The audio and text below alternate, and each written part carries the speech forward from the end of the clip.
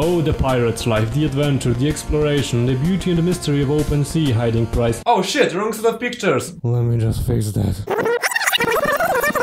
Oh, the pirate's life, the adventure, the exploration, the beauty and the mystery of open sea hiding priceless treasures.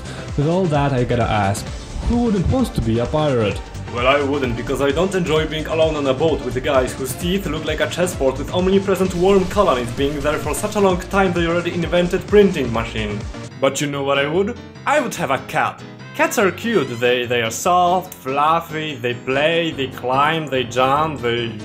What the fuck? So what do you get when you mix a cat with the ocean? You get a wet puss. Captain Claw is a platformer published in 1997 by already mentioned in my Get Medieval review, Studio Monolith Productions, known for Fear and Trip Guide to Eastern Europe Simulator. It's about jumping, collecting stuff, killing enemies and dying. Pure standard action-adventure juice. However, the story is really interesting and surprisingly really important despite the genre of the game. Our main hero, Captain Joseph Nathaniel Claw, got captured by a crew of Cocker Spaniards and their metrosexual leader. His ship gets sunk and he is thrown into jail awaiting execution.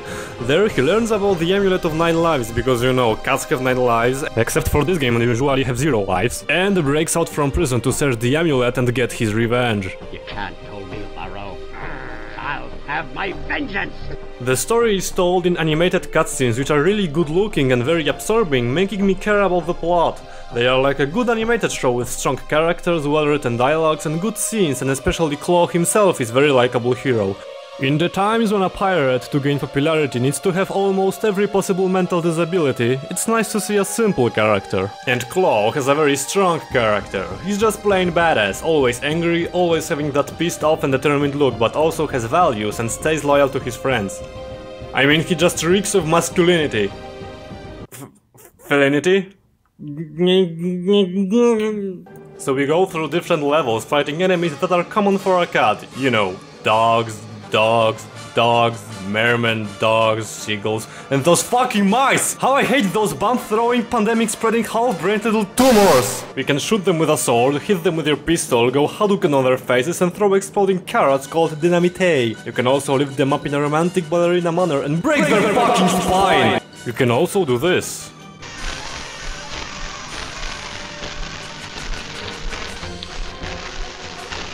Our ways have to part. I will never forget you, random dog enemy. Also, levels that usually are filled with ladders like crazy have their own hazards. Spikes, acid, disappearing blocks and many others. And you die when you fall into the water, which I can't understand. Why a cat would die in the water? I once threw my cat into the sea and he never got out. He must be really enjoying being down there. Fortunately, neither jumping nor combat is a problem, because controls in this game are just perfect and really intuitive. It's like having a hot bath with infinite stack of chocobones while someone pulls a bucket of little kittens right on your face. That's how controlling Claw feels. I mean, I love these controls so fucking much that if those controls were a girl, I would rub myself against her in a crowded bus, saying it's all by accident because, you know, I'm the romantic type. And the levels are always different and memorable, with different hazards, themes and enemies. Except for those fucking mice. They are always regurgitated by Mother Nature, annoying little shits. Unfortunately, not everyone will see the last levels, because the difficulty in this game is fucking insane. I mean, okay, it's not as hard as Super Meat Boy, Castlevania, Ninja Gaiden or Testicle Clamps, I mean, Battletoads, but it's still pretty damn challenging. That's because the game often requires perfect timing and is really unforgiving about your fuck-ups. I know I said that platforming, fighting and avoiding obstacles is pretty easy, but not when you have to do all of them in the same time, which is a real pain in the fucking tail hole. You often need to jump between small platforms while avoiding attacks from different directions and be careful not to fall into acid, spikes, water. And with controls being so responsive and obedient, it's always your fault when you die. This will take perfect timing.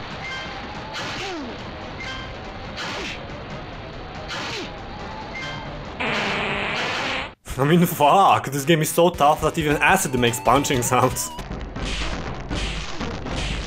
First level might be a sea breeze, but then the game killholes you without the decency to even call it a trip to a marine park. Another thing that spices our adventure up are many power-ups, secrets, warp zones and hidden treasures. Getting them is a real challenge. They are usually in hard-to-access areas and you always need to estimate if it's worth risking your life for it. Many times they require you to get a power-up that gives you speed and higher jumps so that you can access those places, but you have a very limited time to do it. That means you can choose easier but less satisfying path to beat the level or harder and more rewarding one. So don't worry if you feel like going the easy path, that's okay. How's that dress? Isn't it too tight for a little girl you are? And even the easier path is really hard, so either walk the plank or give a suppository to this kraken. Well, you got a choice, so stop complaining! During our playthrough, we beat several bosses who own special magic gems that we need to activate the amulet with. And as majority of the game is pretty challenging, boss battles are, well, soul-crushingly difficult. During many boss fights, all fairness goes to fuck itself, making you slam the buttons, praying for a bit of luck. I mean, what is this shit? Trevor Belmont on a furry convention? I'll get you, Belmont. There are no wall chickens to help you. In this scenario, we need to find some good tactics, and as the old wisdom says, if you want to overcome all your problems, just duck in corner and wail in front of you. That's how all my problems with my house and my son just disappeared.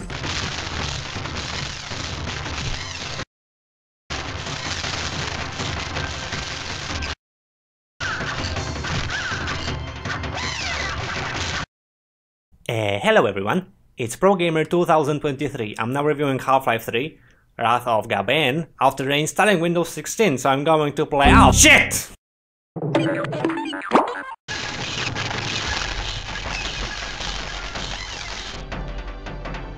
No! Oh good, I forgot to care. But when we beat them, Captain Claw finally moves on to the next level. By the way, why is he called Captain Claw?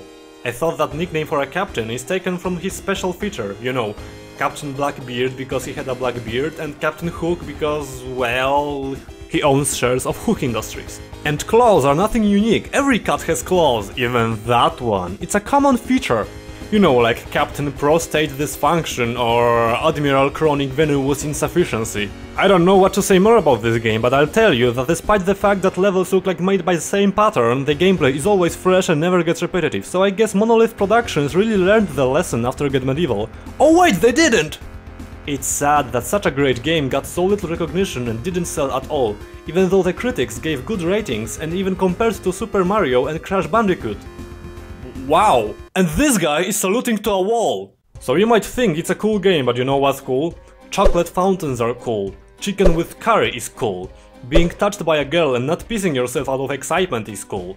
But Captain Claw is legendary. Almost everything in this game is perfect. Every element goes smoothly like butter on a fat woman's greasy armpit, and except for ridiculous boss battles it's very fun and absorbing.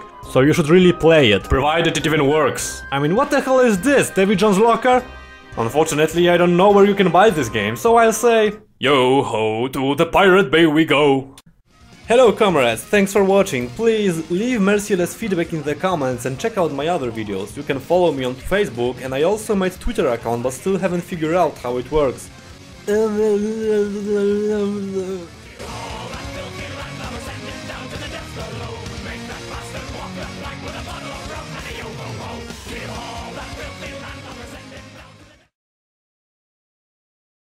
Also remember fellows that piracy is bad. Better steal games directly from GameStop.